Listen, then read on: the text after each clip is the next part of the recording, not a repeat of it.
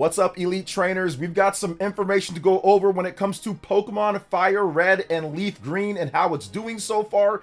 And we've got new information on potential leaks and rumors for the Pokemon Presents that's coming up on February 27th at 6 a.m. PT, 9 a.m. Eastern Time. I will be live streaming and live reacting to the show, so if you want to stop by, come hang out, ask questions, get your predictions in, all of that. I'll be doing it probably about an hour and a half before the show starts. So here in the West Coast, I'll be up bright and early for you guys. So go ahead and stop by February 27th, 6 a.m. PT, 9 a.m. Eastern Time. That is the Pokemon Presents. Okay, so let's go ahead and jump into this Pokemon Fire Red, Leaf Green information when it comes to the sales numbers so far, because there's been a lot of, I would say, talk and controversy about how much this game costs, it being $20, which is more expensive than what you usually see with GBA ROMs, and how it doesn't really have any online support or online trading. We'll see about Pokemon Home support. It was there, then it was removed, so it's kind of sketchy on all that, and it's essentially just how it presents and how it was on the GBA. Some people felt that 20 was a little bit too much, and there was a lot of talk and posts about it online that I saw all over the place. Well, how's it actually doing though? When it comes down to people picking up the game, playing it, enjoying it or not, how do people actually feel about the game? Are people gonna go out there and pick it up? What is happening with this? And we have a little bit more information on that, because over on the Nintendo Switch 1 eShop charts, the sales charts for the US at least, you can see the position of each of the games. Now, the games and how they do it, it used to be based on actual sales number, but it's no longer based on the actual sales unit, because a lot of smaller developers would discount their games down to $1 because it would bump it up all the way to the top of the charts, because it's a really cheap game, and it got a lot of, I would say, slop or bad games to jump all the way up. Now, it works well when there's a good game that gets discounted, but if the games are bad, then obviously it's not a good look. So Nintendo changed it to where it was based off of revenue for the past 3 days. So over the last 3 days,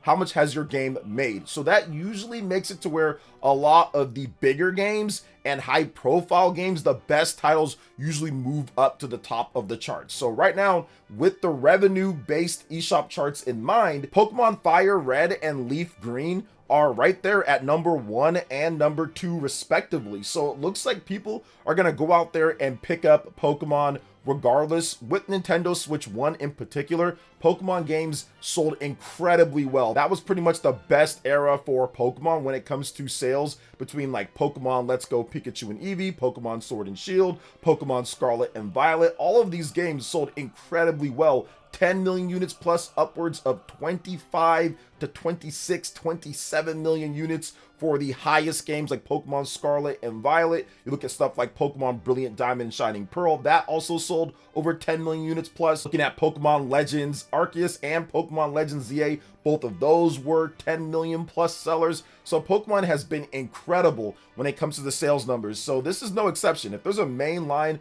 Pokemon game, it's probably going to do incredibly well. People have been asking for this one for quite some time, and despite some of the controversy, which I do think is valid, especially if you're looking at it compared to how GBA games were priced before and other companies, how they're pricing their GBA games, I completely understand when people are upset about some of that. But I think for a lot of people, $20 to relive some of their childhood memories and also have a game that's packed full of content, maybe you can even play with your family and friends right there, I think that that's pretty much good enough for them, and they're going to pick it up. And that's pretty much what happens most of the time when it comes to Pokemon. You have a lot of people talking online, rightfully so, they're allowed to voice their opinion, but then you also have people who feel differently about that, and people are allowed to pick up what they want or what they not want to get all the time. That's just kind of how things work. So that's why I think Pokemon Fire Red and Leaf Green are doing incredibly well right now on the Nintendo Switch 1 eShop, and I think that there's going to be a lot of people playing that on the Nintendo Switch 2 as well. Okay, let's go ahead and jump into the next topic here, because we need to discuss what is happening with the Pokemon Presents. There is a Pokemon Presents that's going down once again February 27th, 6 a.m. PT, 9 a.m. Eastern Time. I will be live reacting, live streaming the show. So shout outs to Pori, who's a big Pokemon fan over on Twitter, and he's been essentially looking through and trying to find some leaks and different stuff, some rumors that people have posted. So This might be a little bit of a hopium list as well, but I thought it'd be fun to kind of go through too. So on Twitter, Pori Leaks League Tracker says there are currently multiple independent claims that alleged Pokemon Presents information as leaked through private communications online, information that contains clips and pics and graphics. On a separate note, game information that will be covered in Pokemon Presents has allegedly leaked list. So alleged leaks, we've got Pokemon Sleep, Pokemon Unite, Fire Red, Leaf Green ports for Pokemon, which we know about. I'm pretty sure there'll be like another trailer or something like that for that. TCG next set reveal, that seems likely as well. Pokemon Coliseum and XD NSO. So the GameCube games that people have been asking for quite some time. I think that would be really interesting if we saw something like that when it comes to the Pokemon Presents on the Nintendo Switch 2. I think that would just be super cool, which we did know that some of them are going to come already. That's something that we already saw. So if they drop it right there, like it's like a shadow drop that day, that will be awesome. Also, Pokemon Champions, we need to know more information about that game. We know that it's coming in 2026. We know that it's coming to like mobile and it's coming to Switch 1, Switch 2. So we'll see more about a release date for that game when it comes to games compatible with Pokemon Home, stuff like that. So Pokemon Champions, another game to look out for. And Pokopia, that's coming out on March 5th. March 5th or March 6th, one of those two. I'll have it on the screen for you guys. So yeah, that's coming out. And Pokopia seems to be pretty big. So I want to talk about that game in just a bit more. But let's finish off here because the big one that everyone is going to be excited for, anticipating, and saying, okay, we need to see this. It's Pokemon Gen 10 or Pokemon Wind and Wave, as the leaks have suggested so far. This is the most important thing. If there is one thing that this Pokemon Presents needs to do, especially considering the Nintendo Switch 2 and its position, and if this is supposedly a Nintendo Switch 2 exclusive, they need to show this game if it's coming out at the end of the year, which most people do think it's coming out at the end of the year based off of some of the leaks. Now, I'm going over some of this list here that I thought would be pretty cool. Obviously, Pokemon XD and Coliseum stuff, that's awesome. Pokemon Fire Red, Leaf Green, we know about that. Good stuff, that's coming as well. TCG sets, all of that stuff is fine. But the big thing here,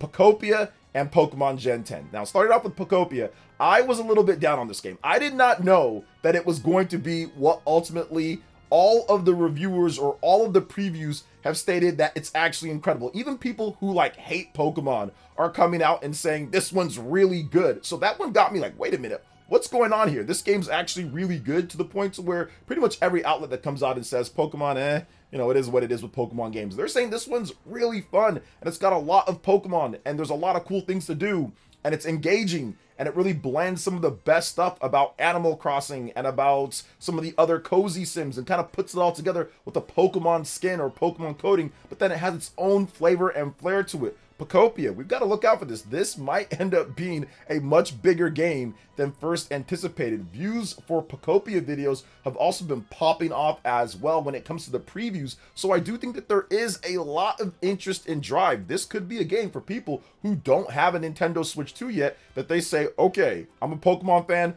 I'm going to buy a Nintendo Switch 2 for Pokopia and Gen 10 Pokemon, which leads us to the next thing here. Gen 10 Pokemon needs to be exciting. Like, yes, Pokemon Scarlet and Violet, that was exciting, but then they kind of fumbled it when it comes to the launch of the game. Now, yes, it sold incredible. They were able to recover. They've got the Nintendo Switch 2 version out, and that runs really good on the Nintendo Switch 2, and that's great, but they can't have the same PR hit that they got when Pokemon Scarlet and Violet launched, and it was just in shambles. There needs to be improvements when it comes to Pokemon Gen 10. Now, good news is the leaks so far are kind of pointing towards it being at least as good as what you'd expect for a middle to top line Nintendo Switch 1 game. So think like new Pokemon Snap. I've been hearing some stuff like that. I did see some stuff that was really early, some water and some other things. Can't show it, of course, but I did see some things, and it does seem like a modest effort was made to improve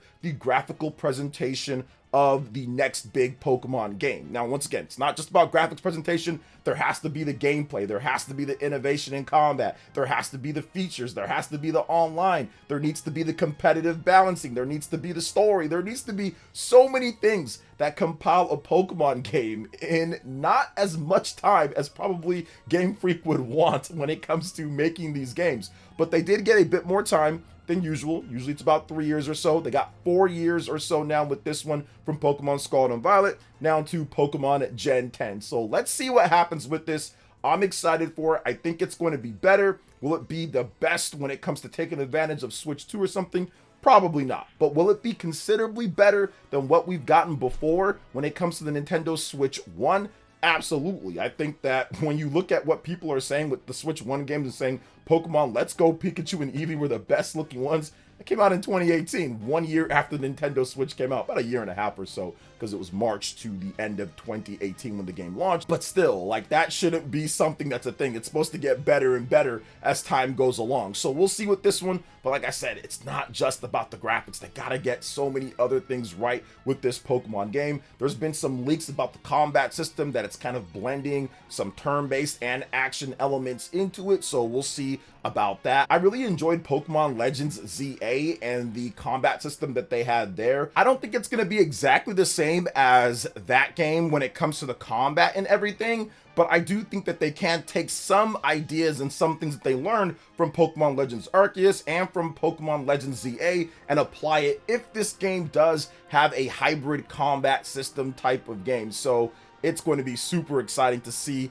how it all shakes up. And there's also some other leaks about the islands and some of the other stuff that they're planning on doing for this, but I just want to see it. I think we can talk about leaks all day. We can talk about what we'd want to see when it comes to combat, when it comes to the presentation, when it comes to everything, but just seeing what they actually do for Pokemon Day, and of course giving people confidence that the Nintendo Switch 2 is going to have major good Pokemon games and major titles is really important. Year 2, year 3, and heading into that for the calendar years are super important, like Mr. Furukawa, the president of Nintendo, says, and I'm pretty sure the people over at Game Freak are definitely sweating bullets a little bit with this one, because it's only going to be apparently on the Nintendo Switch 2, and that does not have the mass install base that the Nintendo Switch 1 had. There was a little bit of a buffer when it comes to Nintendo Switch 1 between the big mainline Pokemon games. That first one came out in 2019, so that was 2 years plus after the Nintendo Switch 1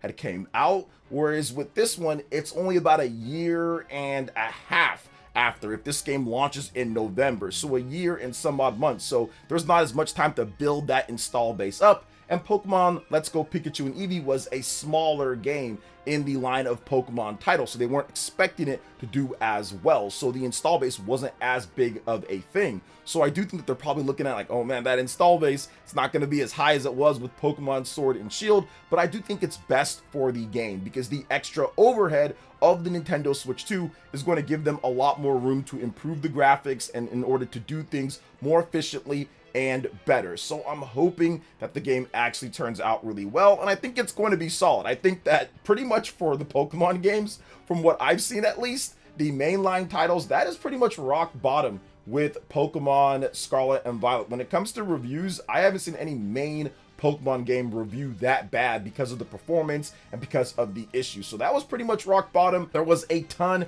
of negative publicity. I don't foresee that happening again. I think they're going to take their time in order to make sure that Pokemon Wind and Wave or Gen 10 runs, looks, and performs significantly better. So I think it's just going to be, like I said, crazy to see. It's really exciting to see what they're going to do, and let's see how this Pokemon Presents turns out. Now, Joe Merrick over on Twitter also put up a post saying that this will be one of the longer Pokemon Presents presentations. It's going to be about 25 minutes long. I think that's tied for the longest Pokemon Presents ever. So there should be a fair amount of good stuff that's shown off at this event. So that's going to be exciting as well. So what do you guys think when it comes to everything that we discussed here with the Pokemon Presents and Pokemon Fire Red, Leaf Green on the eShop charts? Let me know in the comment section below. All right, guys, that wraps it up for this video here. Thank you so much for watching. I do appreciate it. Please make sure you hit that like button, subscribe if you're someone new, click that notification bell, and check out my other Pokemon videos right here on screen, or watch something else that's on the screen as well.